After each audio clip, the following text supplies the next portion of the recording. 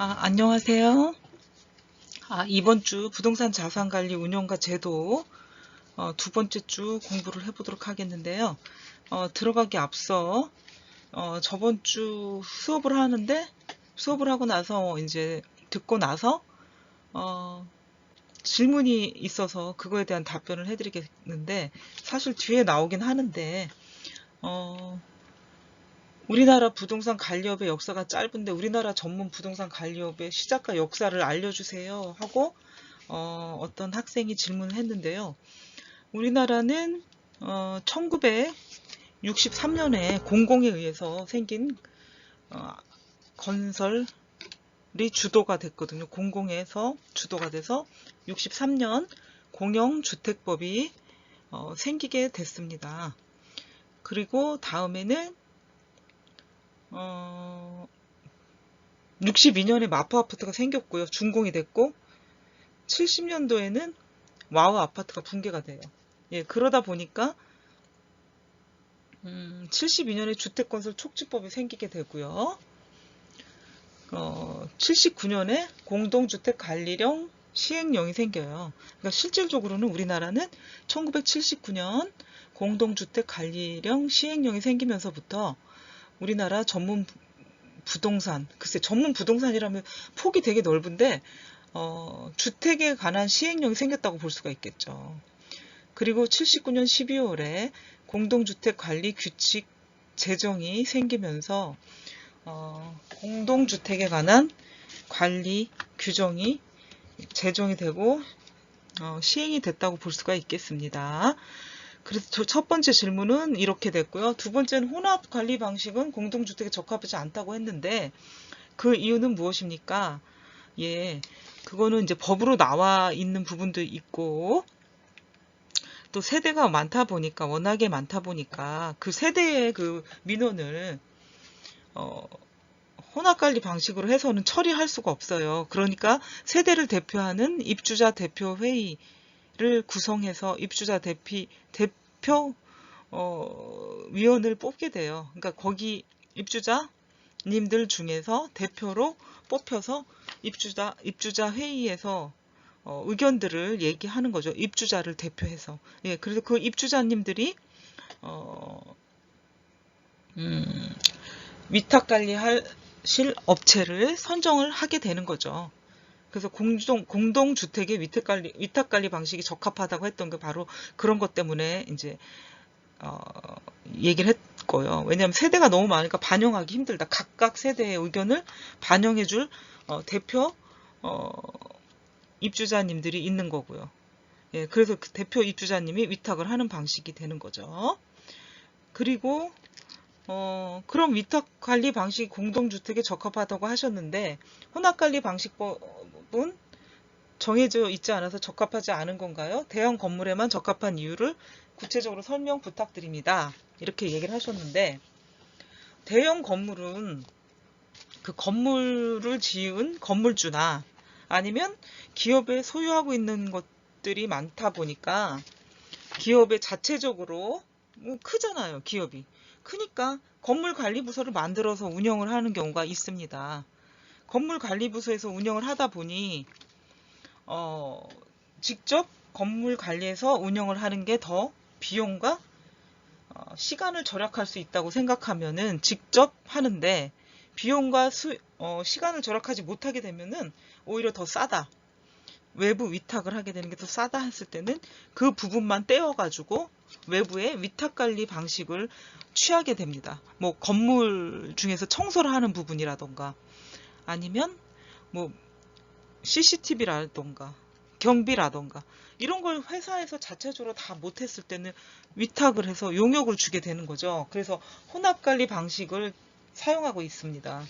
워낙에 많은 인원과 많은 비용과 여러 가지 인력들과 뭐 상황들이 투입이 되다 보니까 대형 건물에서는 건물 관리 부서를 두면서 위탁 관리 방식의 형태를 취하고 있는 게 대부분이라고 할 수가 있겠습니다. 아니면 자가 관리, 소형 건물들은 건물주 자신이 이제 관리를 하게 되는 부분들이 있다고 볼 수가 있겠습니다. 그래서 학생의 질문에 저는 이제 답변을 했는데 충분히 만족했는지 모르겠습니다.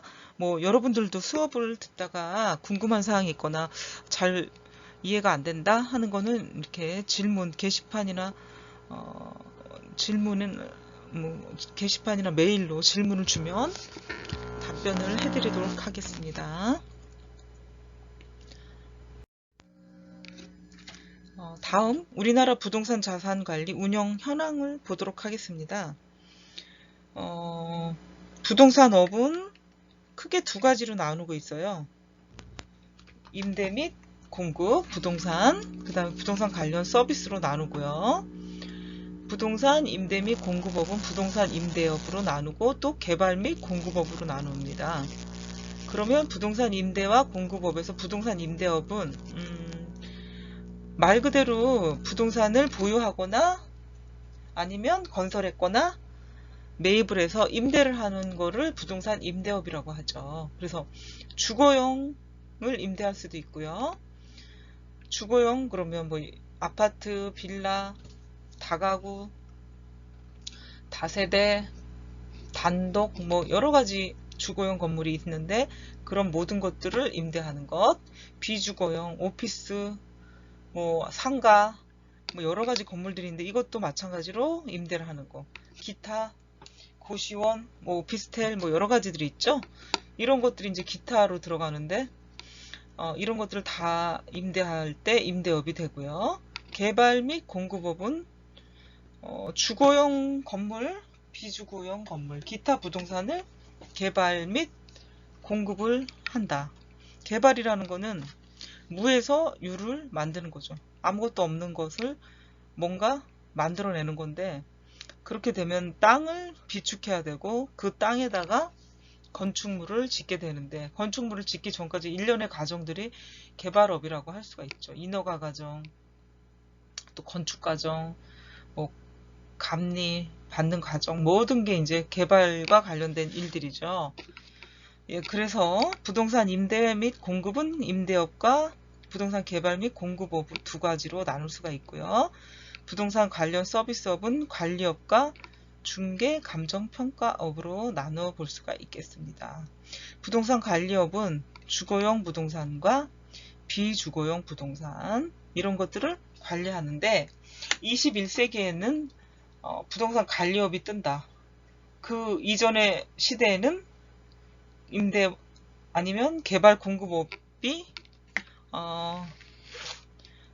화두로 떠올랐다고 하면은 앞으로는 부동산 관리업이 화두다 라고 볼 수가 있겠습니다.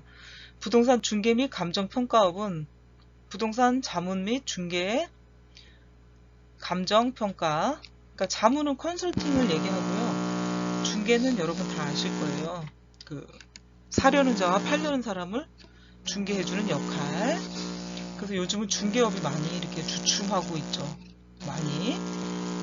감정평가업은 그냥 거의 평이하다라고 볼 수가 있겠죠.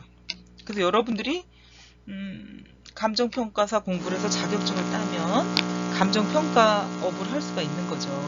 그래서 여기서 또 나오는 직업들이 있네요. 뭐 부동산 관리업의 직업, 임대업도 할 수 있고요. 개발 공급업도 할 수 있고 또 평가업도 할 수 있고 벌써 뭐 4가지 직업이 나왔죠. 그러니까 여러분들이 취업이 안 된다 해서 무조건 공무원 시험만 본다. 그것도 저는 많이 잘못됐다고 봅니다. 여러분들이 할 수 있는 일이 많다고 봐요.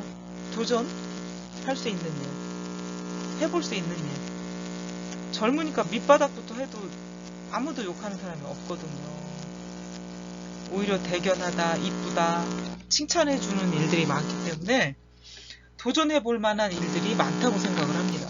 또 뒤에 보면은 주택관리사라는 게 또 있거든요. 다 여기 부동산과 관련된 부동산 자산 관리와 관련된 일들이기 때문에 몇 가지 지금 직업들이 나왔습니다. 근데 뭐 너무 추상적이지 않냐 이렇게 생각할 수도 있지만 생각하기 나름일 거입니다. 다음 우리나라 부동산 관리업 매출액과 사업체 수를 보도록 하겠습니다. 부동산 관리업 2007년부터 16년까지의 증가율이 118.8%나 되고요. 사업체 수도 45.4%, 주거용은 51%, 사업체 수는 33.7%, 비주거용은 236%, 그 다음에 사업체 수는 73.2%나 이렇게 증가를 하게 됐죠. 그래서 2007년과 2016년도 사이에 사업체 수 차이를 보면 여러분들이 얼마나 늘어났고 매출액이 얼마나 증가했는지를 잘 알 수가 있겠습니다. 부동산 임대업의 매출액과 사업체 수를 보도록 하겠습니다. 2007년도와 16년도 사이의 증가율을 보도록 하면은 부동산 임대업은 178%, 사업체 수는 96.5%, 주거용은 833.5%, 사업체 수는 마이너스 3.1%, 비주거용은 140.7%가 늘어났고요. 매출이 사업체 수는 114%, 기타 191.7% 매출액이요. 사업체 수는 166.7%가 늘어났습니다. 이런 걸로 봐서 여러분들이 충분히 매출액과 사업체 수가 늘어난 걸로 봐서는 유망한 사업이 될 수가 있다는 거죠. 주거용 부동산 관리 제도를 보면 공동주택 관리 적용 법규를 보도록 하겠습니다. 우리나라가 1963년에 공용주택법이 생겼어요.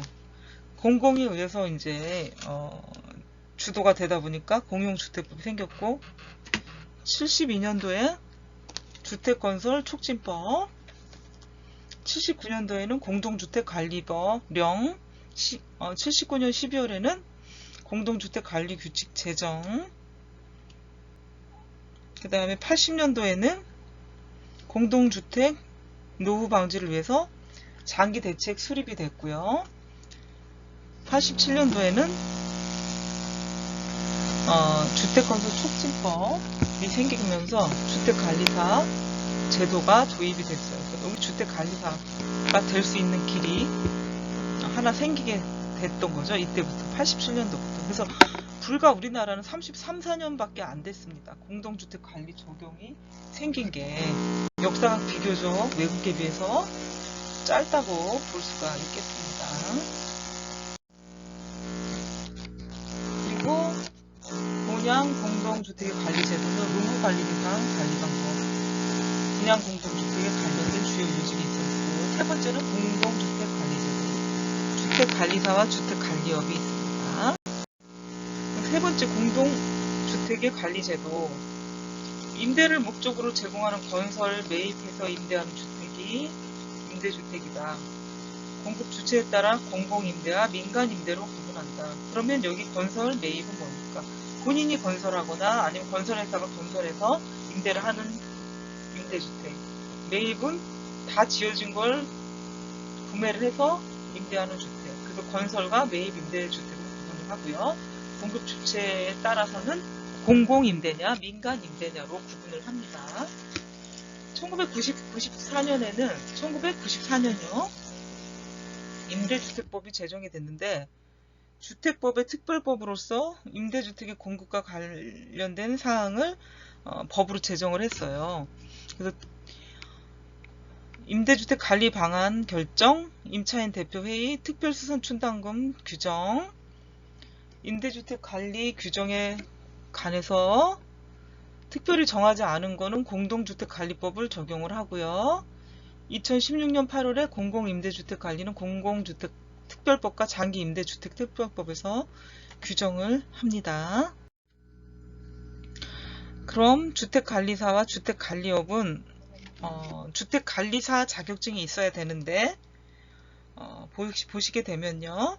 민법 총칙, 물권, 채권, 계약, 총칙, 매매, 임대차, 도급, 위임, 부당이득, 불법행위, 회계 원리 등이 있어야 되고요. 공동주택 시설 개론도 이제 시험을 보게 됩니다.